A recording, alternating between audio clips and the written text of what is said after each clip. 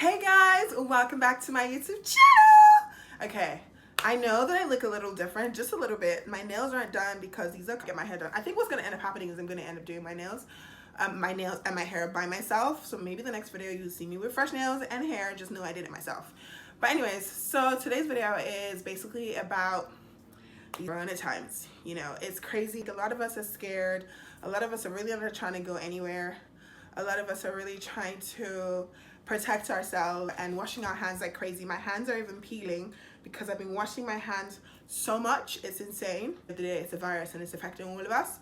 So what's going to be happening is I'm going to give you the tips that I found, or the tips that I've been doing throughout this time, because I know technically in LA it's probably been mandatory quarantine for mandatory isolation, quarantine, whatever, for about 2 weeks. But I've been home for over 3 weeks because the minute they started talking about it, I just wanted to avoid stories that touch. So I've just been staying at home. As a Nigerian, we don't play that. So yeah, this is what the situation is at the moment. I've been at home the entire time, and I've just been recording videos back to back for you guys. I'm pretty sure you might have noticed that I've been giving you guys videos back to back.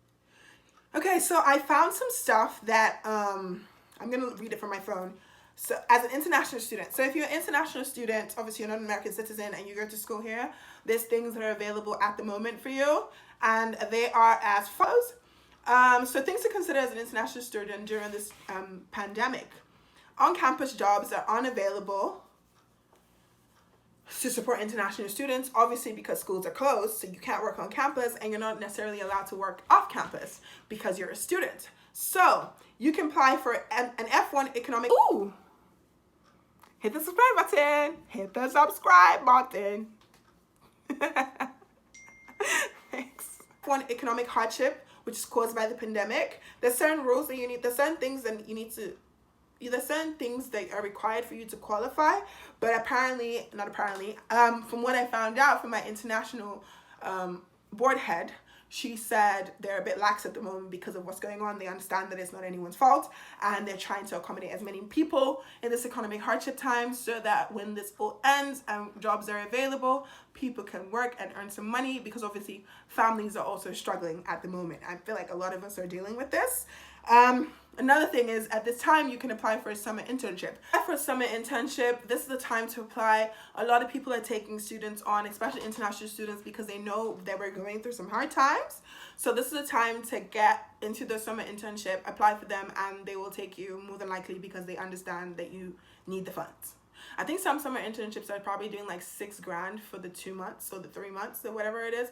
So it's about $2,000. It's actually less than 3 months. So they're doing $6,000 for that time period.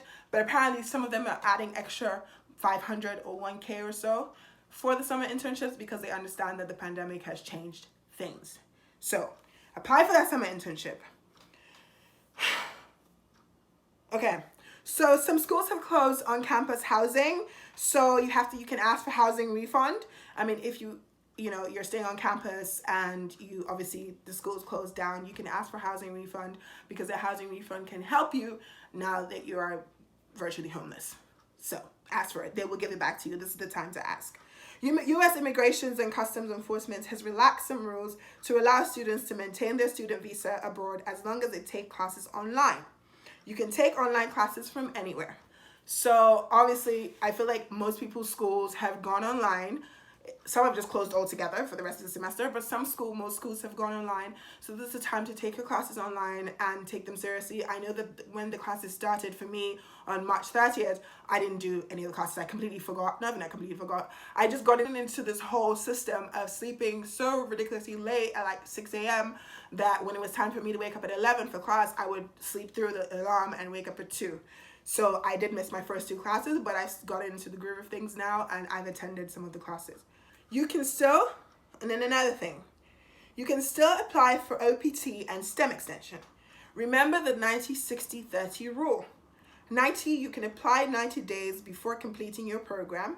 60, USCIS must receive the application no later than 60 days after the end of your program of study. 30, USCIS must receive the application no later than 30 days after the I-20 for OPT was issued. So they're taking STEM extensions at the moment, so this is the time for you to do the 90-60-30 rule and apply for a STEM extension if you need it. Most people need a STEM extension at the moment because OPT, you're not working, so you're literally just sitting around doing nothing, or you're half working at work, but you need extra time so that you have more time to work because you need more money. Because of everything that's going on, they're being really relaxed and they're being really, I guess, more understanding. So this is the time to get a STEM extension. And this is the time as a national international student to grab a hold of all the opportunities that are available to us. So yeah, that's it, guys. Times. Thank you so much for watching, guys. Catch you in my next video. Ciao. Catch you in my next video. Ciao.